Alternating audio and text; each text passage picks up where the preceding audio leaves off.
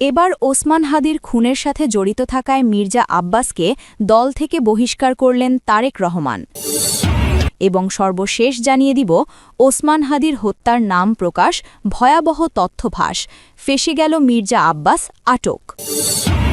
দেশের রাজনীতির প্রেক্ষাপটে এক নজিরবিহীন ও নাটকীয় মোড় নিল ইনকলাব মঞ্চের মুখপাত্র ওসমান হাদি হত্যাকাণ্ড। হত্যাকাণ্ডের সাথে জড়িত থাকার প্রাথমিক তথ্য প্রমাণের ভিত্তিতে দীর্ঘদিনের ঘনিষ্ঠ ও দলের স্থায়ী কমিটির প্রভাবশালী সদস্য মির্জা আব্বাসকে বিএনপি থেকে বহিষ্কার করেছেন দলের ভারপ্রাপ্ত চেয়ারম্যান তারেক রহমান। বিকেলে নয়াপল্টনে বিএনপির কেন্দ্রীয় কার্যালয়ে আয়োজিত এক জরুরি সংবাদ সম্মেলনে এই ঘোষণা দেওয়া হয়। এই সিদ্ধান্তের রাজনৈতিক মহলে তোলপাড় শুরু হয়েছে এবং বিএনপির অভ্যন্তরীণ রাজনীতিতে বড় ধরনের শুদ্ধি অভিযানের ইঙ্গিত পাওয়া যাচ্ছে। গত 18 ডিসেম্বর সিঙ্গাপুরে চিকিৎসাধীন অবস্থায় ওসমান হাদির মৃত্যুর পর থেকেই আইন শৃঙ্খলা রক্ষাকারী বাহিনী হত্যার নেপথ্যের কুশীলবের খোঁজে মরিয়া হয়ে ওঠে। পুলিশি তদন্তে গ্রেফতার হওয়া প্রধান অভিযুক্ত দাউদ খান ও তার সহযোগীদের জবানবন্দিতে উঠে আসে চাঞ্চল্যকর সব তথ্য। গোয়েন্দা সূত্রের দাবি, ডিজিটাল ফরেন্সিক রিপোর্টে একটি কথোপকথনের রেকর্ড উদ্ধার করা হয়েছে, যেখানে এ হত্যাকাণ্ডের পরিকল্পনা ও অর্থায়নের বিষয়ে মির্জা আব্বাসের পরোক্ষ সংশ্লিষ্টতার ইঙ্গিত পাওয়া গেছে। যদিও তদন্তের এই প্রাথমিক পর্যায়ে তাকে আনুষ্ঠানিকভাবে অভিযুক্ত করা হয়নি, কিন্তু নৈতিক ও রাজনৈতিক দায়বদ্ধতার জায়গা থেকে বিএনপি এই কঠোর সিদ্ধান্ত নিয়েছে। সংবাদ সম্মেলনে বিএনপির পক্ষে সিনিয়র যুগ্ম মহাসচিব বলেন, বিএনপি একটি গণতান্ত্রিক দল। 2024 সালের জুলাই বিপ্লবে আমরা যে নতুন বাংলাদেশের স্বপ্ন দেখেছি, সেখানে কোনো অপরাধী ঠাঁই নেই। সে যত বড় নেতাই হোক না কেন, ওসমান হাদির মতো একজন উদয়মান নেতার রক্ত বৃথা যেতে দেব না। ভারপ্রাপ্ত চেয়ারম্যান তারেক রহমানের নির্দেশে মির্জা আব্বাসকে দলের সকল পদ থেকে আজীবনের জন্য বহিষ্কার করা হল। তিনি আরও জানান, তদন্ত শেষ না হওয়া পর্যন্ত বিএনপি এ বিষয়ে জিরো টলারেন্স নীতি বজায় রাখবে। রাজনৈতিক বিশ্লেষকরা মনে করছেন, এই সিদ্ধান্তের পিছনে 3টি প্রধান কারণ থাকতে পারে: জনরোষ প্রশমন, ইনকলাব মঞ্চের সাথে সম্পর্ক, দলের অভ্যন্তরীণ সংস্কার। বহিষ্কারের আদেশের পর মির্জা আব্বাসের পক্ষ থেকে এখনও কোনো আনুষ্ঠানিক বক্তব্য পাওয়া যায়নি, তবে তার ঘনিষ্ঠ সূত্রগুলো দাবি করছে এটি একটি গভীর ষড়যন্ত্র এবং তাকে রাজনৈতিকভাবে হেয় করতেই এই তথ্য সাজানো হয়েছে। তিনি আইনিভাবে এই অভিযোগ মোকাবেলা করবেন বলে জানা গেছে। খবরটি ছড়িয়ে পড়ার পর শাহবাগ ও বিজয়নগর এলাকায় ইনকলাব মঞ্চের সমর্থকদের মধ্যে মিশ্র প্রতিক্রিয়া দেখা গেছে। মঞ্চের পক্ষ থেকে বলা হয়েছে, শুধু বহিষ্কার নয়, আমরা সুষ্ঠু তদন্তের মাধ্যমে ফাঁসি চাই। কোনো রাজনৈতিক ব্যানারের পিছনে যেন খুনিরা আশ্রয় না পায়। অন্যদিকে মির্জা আব্বাসের নির্বাচনী এলাকা শাহজাহানপুর ও দক্ষিণ ঢাকায় তার অনুসারীদের মধ্যে চাপা উত্তেজনা লক্ষ্য করা গেছে। রাজধানীর গুরুত্বপূর্ণ পয়েন্টগুলোতে অতিরিক্ত পুলিশ ও বিজিবি মোতায়েন করা হয়েছে, যেন কোনো অপ্রীতিকর ঘটনা না ঘটে। স্বরাষ্ট্র মন্ত্রণালয়ের পক্ষ থেকে জানানো হয়েছে, এই হত্যাকাণ্ডের মামলাটি এখন দ্রুত বিচার ট্রাইব্যুনালে স্থানান্তরের প্রক্রিয়া চলছে। মির্জা আব্বাসকে জিজ্ঞাসাবাদের জন্য পুলিশ যে কোনো সময় নোটিশ দিতে পারে। তদন্তকারী সংস্থাগুলো খতিয়ে দেখছে এই হত্যাকাণ্ডে আর কোনো রাগবোয়াল জড়িত আছে কিনা। ওসমান হাদি হত্যাকাণ্ড বাংলাদেশের রাজনীতিতে নতুন এক মেরুকরণ সৃষ্টি করল। একজন প্রভাবশালী নেতার বহিষ্কার যেমন বিচারের পথে এক ধাপ এগিয়ে যাওয়া মনে করা হচ্ছে, তেমনি এটি দেশের প্রধান রাজনৈতিক দলগুলোর অভ্যন্তরীণ কোন্দলকেও নতুন করে সামনে নিয়ে এলো। এখন সবার চোখ আদালতের রায়ের দিকে। আসলে নেপথ্যে কি ঘটেছিল? শহীদ শরীফ ওসমান বিন হাদি হত্যাকাণ্ডের পর প্রধান অভিযুক্ত ফয়সাল করিম দেশ ছেড়ে পালাবার আগে তার বোনের বাসায় যান। বাসার নিচে ফয়সাল করিম ও তার সহযোগী কিছু একটা খোঁজ করছে। পরিত্যক্ত জায়গায় পর গোয়েন্দা সংস্থা রিপ থেকে জানা যায় তারা কিছু গুলি উদ্ধার করেছেন। এ তথ্য জানিয়েছেন ঢাকা মহানগর পুলিশ। ইনকিলাব মঞ্চের মুখপাত্র শরীর ওসমান হাদি হত্যার শুটারের বোনের বাসা থেকে 218 কোটি টাকার চেক উদ্ধার করে পুলিশ। তবে চুল ছেড়ে বিশ্লেষণ করার পর জানা জানি এখন ফয়সালের আসল লোকেশন। ফয়সাল শুটারকে কেন, কারা, কিভাবে কোটি কোটি টাকার চেক দিয়েছ, আজ আপনাদের জানানোর চেষ্টা করব। সাথে থাকুন আর সাবস্ক্রাইব করুন। এবার আসা যাক মূল ভিডিওতে। প্রিমিয়ার আল আরাফা ইসলামী bank, Dhaka bank, Pubali bank, national bank আরও অন্যান্য ব্যাংক রয়েছে। 11 ব্যাংকের মধ্যে 38 চেক ছিল। দোলন ছিল ৩২টি, মধ্যে সর্বোচ্চ টাকার সংখ্যা ৯০ কোটি আর সর্বনিম্ন ছিল ৭ কোটি। তবে দীর্ঘ এক সপ্তাহ হতে যাচ্ছে ওসমান হাদিকে গুলি করে হত্যা হয়েছে। তবে এই হত্যা নিয়ে অবাক করা তথ্য ফাঁস হচ্ছে। তবে কি ওপর মহল থেকে এই হত্যা আসল মাস্টারমাইন্ড? দেশের সবাই জেনে গেছে আসল খুনি হল ফয়সাল করিম মাসুদ। তবে ডিএমপি কমিশনার জানিয়েছে সত্যি শীঘ্রই নাম প্রকাশ করতে যাচ্ছে। এর মধ্যে কি কোনো পরম মহলের? ডিএমপি জানায় হত্যাকাণ্ডের ঘটনায় মোট ১১ জনকে গ্রেপ্তার করা হয়েছে। এদের মধ্যে ৬ জন স্বীকারোক্তিমূলক জবানবন্দি দিয়েছেন। দ্রুত মামলার চার্জশিট দাখিলের পরিকল্পনা রয়েছে। আগামী ৭-১০ দিনের মধ্যে অভিযোগপত্র দেওয়া হবে এবং ৭ জানুয়ারির মধ্যে তা চূড়ান্ত করা হবে। তদন্তে পুলিশ ২টি বিদেশি পিস্তল, ৫২ রাউন্ড গুলি, মোটরসাইকেল, ভুয়া নম্বর প্লেট এবং ৫৩টি ব্যাংক অ্যাকাউন্টের বিপরীতে ২১৮ কোটি টাকার চেক উদ্ধার করেছে। তবে হত্যার উদ্দেশ্য এখনও নিশ্চিত করা যায়নি। নজরুল ইসলাম জানান, মূল সন্দেহভাজনকে এখনও গ্রেপ্তার করা যায়নি বলে মোটিভ সম্পর্কেও নিশ্চিত তথ্য পাওয়া যায়নি। তিনি আরও বলেন, মেঘালয় পুলিশের সঙ্গে অনানুষ্ঠানিক চ্যানেলে যোগাযোগ করে ফয়সালকে সহায়তা করার জন্য ২ সহযোগীকে আটক করা হয়েছে। এই ঘটনার প্রেক্ষিতে তদন্ত চলমান রয়েছে এবং আইন প্রয়োগকারী সংস্থা আশা করছে মূল সন্দেহভাজন ফয়সালকে শীঘ্রই গ্রেপ্তার করা সম্ভব হবে। আগামী ৭ জানুয়ারির মধ্যে মামলার চার্জশিট দেওয়া হবে বলেও জানান তিনি। গত ১২ ডিসেম্বর দুপুর আনুমানিক ২:২০ মিনিটে পল্টন থানার বক্স কালভার্ট রোডে হামলার শিকার হন শরীফ ওসমান হাদি। মতিঝিল মসজিদ থেকে জুমার নামাজ শেষে প্রচারণা চালিয়ে সোহরাওয়ার্দী উদ্যানের দিকে যাওয়ার পথে মোটরসাইকেলে আসা প্রধান আসামি ফয়সাল করিম মাসুদ, রাহুল দাউদ ও তার অজ্ঞাত পরিচয় সহযোগী হাদিকে লক্ষ্য করে চলন্ত অবস্থায় গুলি চালায়। গুরুতর আহত হওয়ার পর তাকে প্রথমে ঢাকা মেডিকেল কলেজ হাসপাতালে এবং পরে এভারকেয়ার হাসপাতালে নেওয়া হয়। শারীরিক অবস্থার অবনতি ঘটলে ১৫ ডিসেম্বর তাকে সিঙ্গাপুরে পাঠানো হয়। সেখানে সিঙ্গাপুর জেনারেল হাসপাতালে চিকিৎসাধীন অবস্থায় ১৮ ডিসেম্বর রাত ৯টা ৪৫ মিনিটে তিনি মারা যান। এই ঘটনায় গত ১৪ ডিসেম্বর ইনকিলাব মঞ্চের সদস্য সচিব আবদুল্লাহ আল জাবের বাদী হয়ে পল্টন থানায় হত্যাচেষ্টার মামলা করেন। মামলায় অপরাধমূলক ষড়যন্ত্র, হত্যাচেষ্টা এবং বিপজ্জনক অস্ত্র ব্যবহারের অভিযোগ আনা হয়। তবে হাদির মৃত্যুর পর গত ২০ ডিসেম্বর আদালতের আদেশে মামলায় দণ্ডবিধির ৩০২ ধারা, হত্যার ধারা সংযোজনের আদেশ দেন ঢাকার মেট্রোপলিটন ম্যাজিস্ট্রেট সিদ্দিক আজাদ। তবে এমন ঘটনা ঘটেছে বাংলাদেশে। ওপর মহলের কারো হাত থাকলে তা প্রকাশ করতে পারছেন না ড ইউনূস। কেন? তবে কি উপদেষ্টা আসিফ নজরুল ও উপদেষ্টা জাহাঙ্গীর কিছু লুকাচ্ছে? কেন বলতে পারছে না কে আসল পরিকল্পনাকারী ছিল ওসমান হাদি হত্যা করার পেছনে? কেন রাজনৈতিক দলগুলো চুপ এখনও? যেমনভাবে এনসিপি নেতা নাইটি ইসলাম বলে ফেলেছেন ডেইলি স্টার এবং প্রথম আলো অগ্নিসংযোগ পিছনে উপদেষ্টা রয়েছে।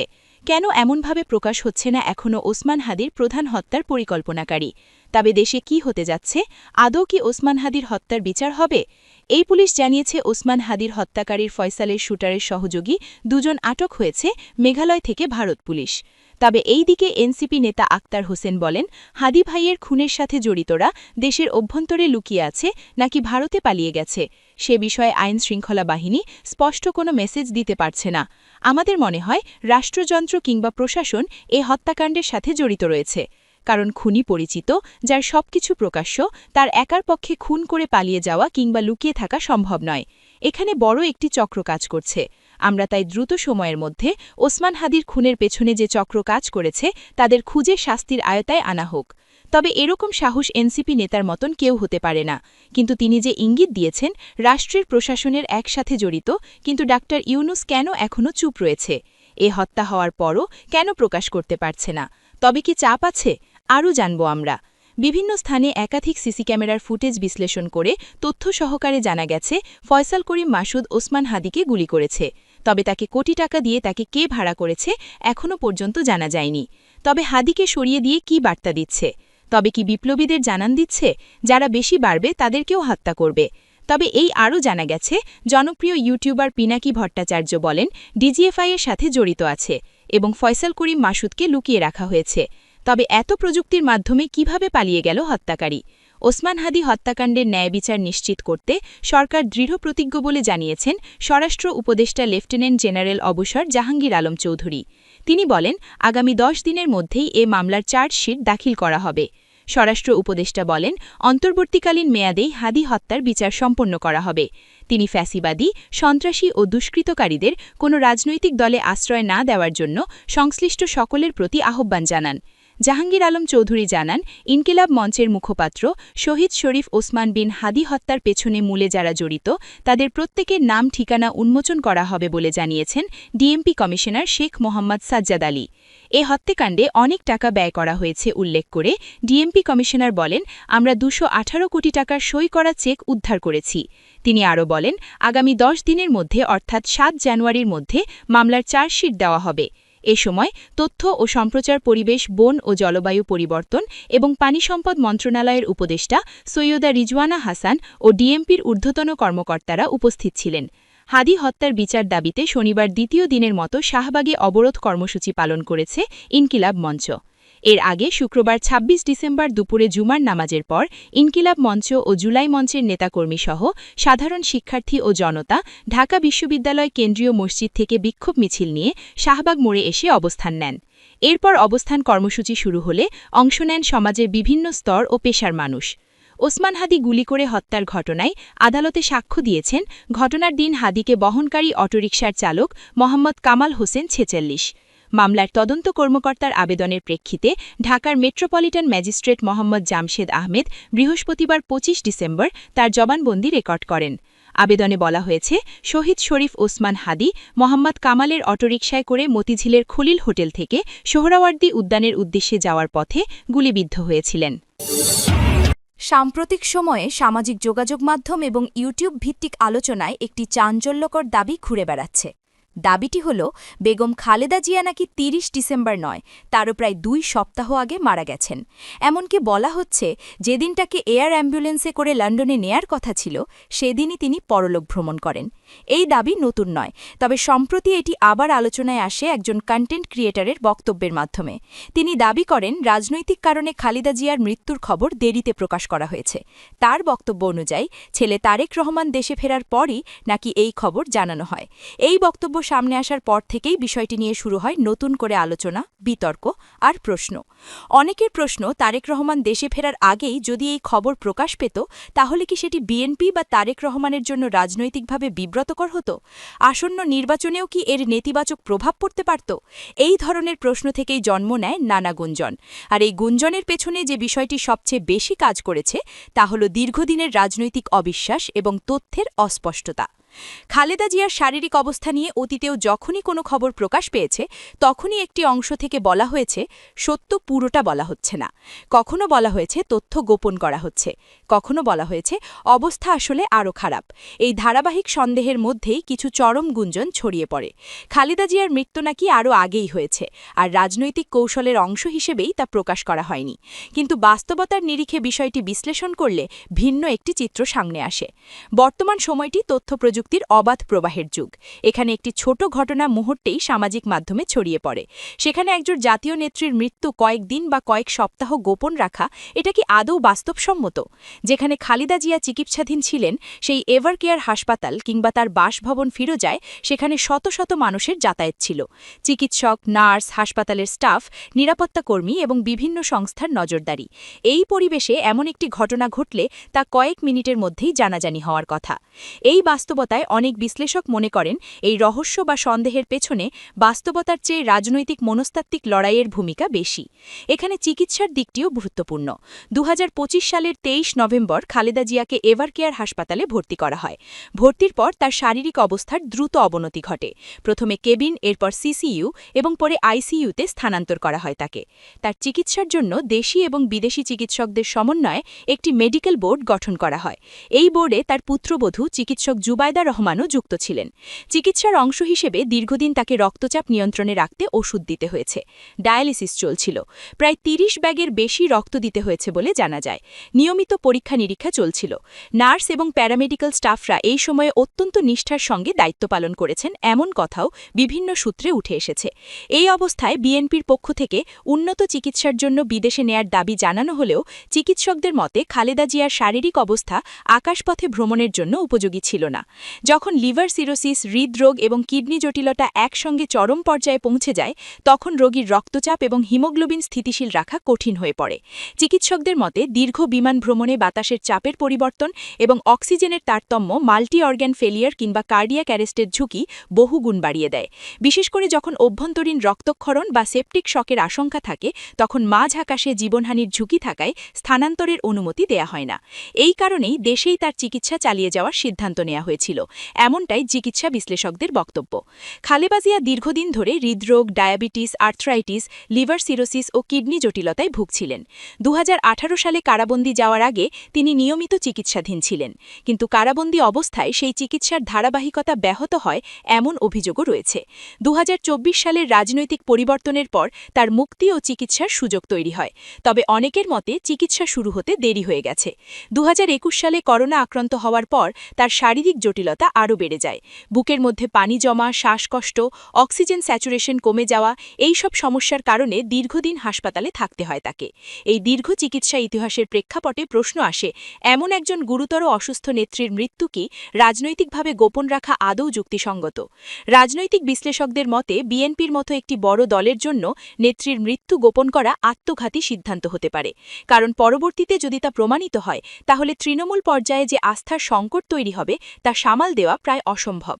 বিশ্ব রাজনীতিতে নেতাদের মৃত্যুর খবর গোপন রাখার নজির আছে, কিন্তু সেগুলো ছিল একনায়কতান্ত্রিক বা কঠোরভাবে নিয়ন্ত্রিত রাষ্ট্রে। স্টালিন, ফ্র্যাঙ্কো বা হুগো ঝাবেজের উদাহরণ বিশ্লেষকরা তুলে ধরেন। কিন্তু বাংলাদেশের বাস্তবতা ভিন্ন। এখানে মুক্ত গণমাধ্যম, সামাজিক মাধ্যম এবং রাজনৈতিক প্রতিযোগিতা এতটাই প্রবল যে একজন জাতীয় নেত্রীর মৃত্যু কয়েক ঘণ্টার বেশি গোপন রাখা বড় চ্যালেঞ্জ। সব মিলিয়ে খালেদা জিয়াকে ঘিরে যে রহস্যের আবহ তৈরি হয়েছে, অনেকের মতে তা বাংলাদেশের বিভক্ত রাজনীতিরই প্রতিফলন। এক পক্ষ মনে করে সবটাই রাজনৈতিক নাটক, অন্য পক্ষ মনে করে নেত্রীকে দীর্ঘদিন অবহেলার মধ্যে রেখে দেয়া হয়েছে। এই দুই অবস্থানের মাঝখানে দাঁড়িয়ে সাধারণ মানুষের প্রশ্ন, সত্যটা আসলে কোথায়? গুঞ্জন হয়তো সাময়িক উত্তেজনা তৈরি করতে পারে, কিন্তু দীর্ঘমেয়াদে রাজনীতিতে টিকে থাকে একমাত্র সত্যই, এমনটাই মনে করেন বিশ্লেষকরা। আর এখানেই দর্শকের সামনে প্রশ্নটা থেকে যায়, আমরা কি সত্য খুঁজছি নাকি সন্দেহকেই সত্য ধরে নিচ্ছি? ভয়াবহ তথ্য ফাঁস, গুলিতে নিহত ৩০০রও বেশি। ঢাকার মতিঝিল শাপলা চত্বরে 2013 সালের 5 মে হেফাজতে ইসলামের সমাবেশে গণহত্যার মাস্টারমাইন্ড ছিলেন ক্ষমতাচ্যুত প্রধানমন্ত্রী শেখ হাসিনা স্বয়ং। তার সরাসরি নির্দেশেই সেদিন গণহত্যার ছক তৈরি করেছিলেন তৎকালীন ডিএমপি কমিশনার বেনজির আহমেদ। গণহত্যা পরিকল্পনা চূড়ান্ত ও বাস্তবায়নে বেনজির আহমেদের সঙ্গে মুখ্য ভূমিকায় ছিলেন র্যাবের গোয়েন্দা শাখার তৎকালীন প্রধান লেফটেন্যান্ট কর্নেল জিয়াউল আহসান এবং বিজিবির তৎকালীন মহাপরিচালক মেজর জেনারেল আজিজ আহমেদ। এর সঙ্গে পুলিশ, র্যাব ও বিজিবির তৎকালীন উচ্চপদস্থ 1 ডজনের বেশি কর্মকর্তাও জড়িত ছিলেন। গণহত্যা পরিকল্পনা বাস্তবায়নে মতিঝিল এলাকায় বিদ্যুৎ সংযোগ বিচ্ছিন্ন করে দিয়ে গভীর অন্ধকারের মধ্যে সমাবেশের 3 দিক ঘিরে ফেলে রাষ্ট্রীয় 3 আইন শৃঙ্খলা রক্ষাকারী বাহিনীর যৌথ অভিযান চালায়। পুলিশের অপারেশন সিকিউর শাপলা, র্যাবের অপারেশন ফ্ল্যাশ আউট শাপলা এবং বিজিবির অপারেশন ক্যাপচার শাপলার নাম দিয়ে চলে অভিযান। ওই অভিযানে আইন শৃঙ্খলা রক্ষাকারী বাহিনীর 7,500 সশস্ত্র সদস্য নিয়োজিত ছিল। যৌথ অভিযানে 1.5 লক্ষাধিক গোলাবারুদ ব্যবহৃত হয়। শাপলা চত্বর গণহত্যায় নিহতের সঠিক সংখ্যা কত তার হিসাব এখনো অজানা, তবে নৃশংস নিষ্ঠুর ওই ঘটনার অনুসন্ধান করতে গিয়ে বিভিন্ন সূত্রে জানা গেছে শহীদের সংখ্যা 300-এর বেশি। এর মধ্যে পুলিশের গোপন রিপোর্টে এ সংখ্যা 191 জন বলে একাধিক সূত্রে বলা হয়েছে। শাপলা চত্বর গণহত্যা নিয়ে মানবাধিকার সংগঠন অধিকার 2013 সালের 10 জন প্রথম অনুসন্ধানমূলক রিপোর্ট প্রকাশ করে। তাদের প্রাথমিক তথ্যানুসন্ধান রিপোর্টে গুলিবিদ্ধ হয়ে হত্যার শিকার 61 জনের নাম ঠিকানা প্রকাশ করা হয়।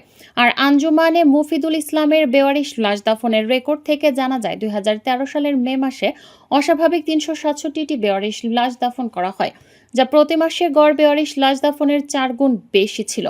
অনুসন্ধানে আরও জানা গেছে শাপলা চত্বর গণহত্যার পর 6 মে ভোরের আলো ফোটার আগেই ফজরের আজানের সময় লাশগুলো গুম করে ফেলা হয়। লাশ গুমের নেতৃত্ব দেন র্যাব কর্মকর্তা লেফটেন্যান্ট কর্নেল জিয়াউল আহসান। তিনি ঘটনাস্থলে দাঁড়িয়ে থেকে অ্যাম্বুলেন্স ও সিটি কর্পোরেশনের গাড়িতে করে লাশ সরান। কর্মরত বেসরকারি একটি টিভি চ্যানেলের একজন ক্যামেরাম্যান তখনই বর্ণনা করেন তিনি নিজের চোখে 5 ট্রাক লাশ সরাতে দেখেছেন। অন্য একটি সূত্রে দাবি করা হয় সে সময় মাতোয়াইল ও পিলখানার দিকে লাশ ভর্তি বেশ কয়েকটি গাড়ি যায়। জুরাইন কবরস্থান ও আজিমপুর কবরস্থানে বেওয়ারিশ লাশ দাফন হলেও রেকর্ড রাখতে দেওয়া হয়নি। শাপলা চত্বরের লাশ গুম করার পর দমকল বাহিনী ও ওয়াসা থেকে পানির গাড়ি আনিয়ে রক্তাক্ত শাপলা চত্বর ধুয়ে মুছে পরিষ্কার করে সব আলামত নষ্ট করে দেওয়া হয়। গণহত্যার ওই ঘটনা ধামাচাপা দেওয়ার জন্য হেফাজত নেতাদের দেখে দেখে মামলা দেওয়া হয়। ঢাকার এমন ৫৩টি এবং সারা দেশে ৮০টি মামলায় হেফাজতে ইসলামের হাজার হাজার নেতাকর্মীকে আসামি করা হয়। মাদ্রাসায় হানা দিয়ে বলে দেওয়া হয় কোনো কিছু প্রকাশ করা হলে রেহাই দেওয়া হবে না।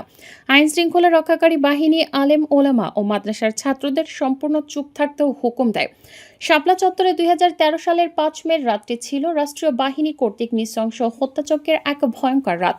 ওই রাতে মতিঝিল এলাকায় বিদ্যুৎ বন্ধ করে দিয়ে ভয়ঙ্কর এক নৃশংস পরিকল্পনা বাস্তবায়ন করে পুলিশ, র্যাব ও বিজিবি যৌথ অভিযানের মাধ্যমে। অভিযানে গুলি, টিয়ারশেল ও সাউন্ড গ্রেনেড দ্বারা আক্রমণ চালিয়ে হেফাজতে ইসলামের আলেম ওলামা, মাদ্রাসা পড়ুয়া ছাত্র ও এতিম শিশুদের বিপুল সংখ্যায় নিষ্ঠুরভাবে হত্যা ও আহত করে বিভীষিকাময় অবস্থার সৃষ্টি করে, যা ছিল ইতিহাসের এক নজিরবিহীন ন্যাক্কারজনক ঘটনা। ওই ঘটনায় ঢাকায় ৭১-এর ২৫ মার্চের কালরাতে পাকহানাদার বাহিনীর সার্চলাইট অপারেশনের কথাই স্মরণ করিয়ে দেয়। ৩. ডিজিএফআই কার্যালয়ে ছিল রয়ের গোপন অফিস। ১৫ বছর পর বেরিয়ে এলো ভয়ঙ্কর তথ্য। বাংলাদেশ সেনাবাহিনীর সবচেয়ে সুরক্ষিত স্থাপনার একটি ডিজিএফআই এর সদর দপ্তর, যা দেশের গোপনীয়তার দুর্ভেদ্য দুর্গ হিসেবেই থাকার কথা ছিল। কিন্তু সেই দুর্গেরই দুটি তলা যেন এক অচেনা রাজ্য। সেখানে গভীর রাতেও আলো জ্বলে, কিন্তু সেই করিডোরে হাঁটার অধিকার নেই। বাংলাদেশের কোনো গোয়েন্দা কর্মকর্তার পরিহাসের বিষয় হলো বাংলাদেশের নিরাপত্তা কর্মীরাই সেই তলাগুলোর পাহারায় নিযুক্ত ছিল, যারা রক্ষা করছিল সেই বিদেশি গোয়েন্দাদের, যারা ভেতর থেকে দেশের সার্বভৌমত্বকে ছিঁড়ে ফেলছিল। কড়া নিরাপত্তার চাদরে ঢাকা ওই দুটি ফ্লোরে নির্দয় হাঁটা চলা করত। ভারতীয় রয়ের এজেন্টরা টেবিল থেকে ছক কষা হতো, বাংলাদেশের ভবিষ্যৎ রাজনীতির তাদের ইশারায় বদলে যেত। সেনা কর্মকর্তাদের পোস্টিং এটি কোনো হলিউড সিনেমার দৃশ্য নয়, এটি ছিল গত ১৬ বছরের আওয়ামী লীগ শাসন আমলে বাংলাদেশের সার্বভৌমত্ব বিকিয়ে দেওয়ার এক অকল্পনীয় কিন্তু নির্মম সত্য। আর এই অবিশ্বাস্য দেশবিরোধী আয়োজনের মূল স্থপতি স্বয়ং প্রধানমন্ত্রী নিরাপত্তা উপদেষ্টা তারেক সিদ্দিক। তার হাত ধরে দেশের সার্বভৌমত্বকে বন্ধ রেখে ভিনদেশি প্রভুদের জন্য বিছিয়ে দেওয়া হয়েছিল এই লাল গালিচা। এই বিশাল ষড়যন্ত্র বাস্তবায়নে তারেক সিদ্দিক একা ছিলেন না। তৎকালীন ডিজিএফআই প্রধান লেফটেন্যান্ট জেনারেল মোল্লা ফজলে একবারের মতো ব্যক্তিদের নিয়ে তিনি এই দেশবিরোধী কর্মকাণ্ডের বাস্তবায়ন করেন। তিনি সশস্ত্র বাহিনী, পুলিশ ও প্রশাসনের শীর্ষ কর্মকর্তাদের নিয়ে একটি অনুগত চক্র গড়ে তোলেন, যারা বিদেশি প্রভুদের সন্তুষ্টির জন্য দেশের